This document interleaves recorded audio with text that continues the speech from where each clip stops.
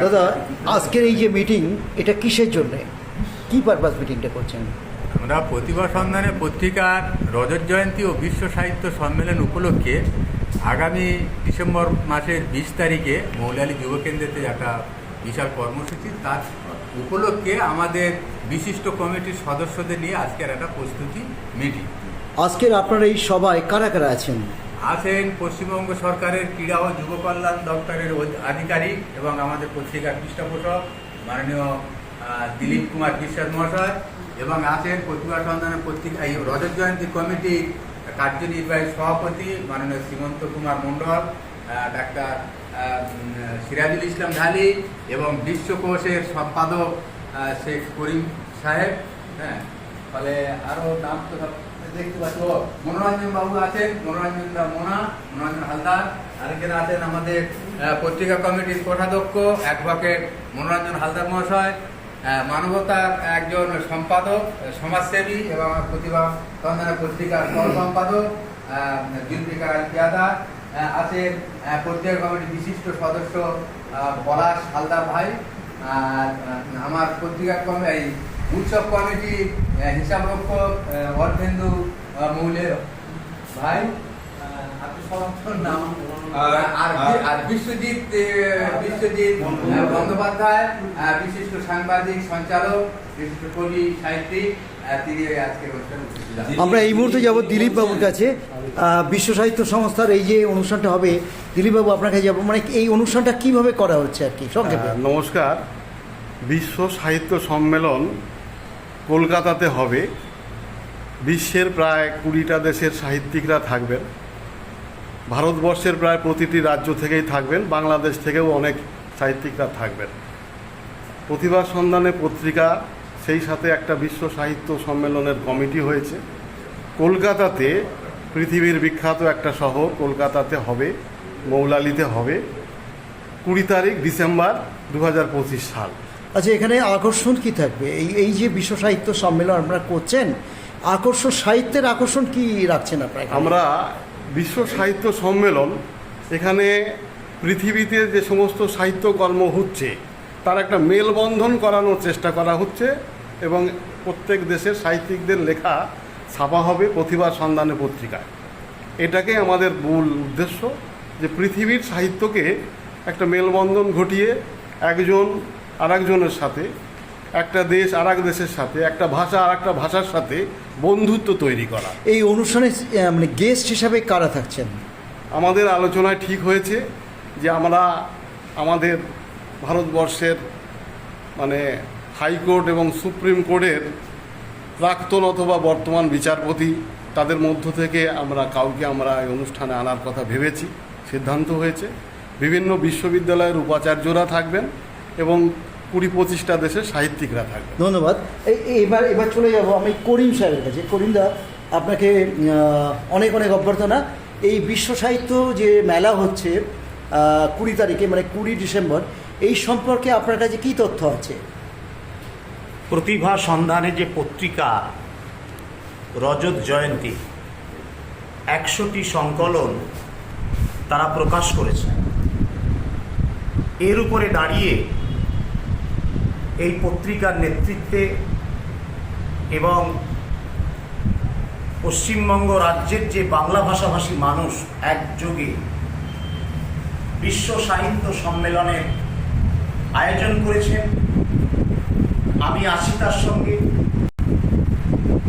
আমি সকলের কাছে আহ্বান করব, আপনারা আমাদের সঙ্গে যুক্ত হন এবং পৃথিবীর বিভিন্ন দেশ থেকে বিভিন্ন ভাষাভাষীর মানুষ প্রতিনিধিত্ব করবেন।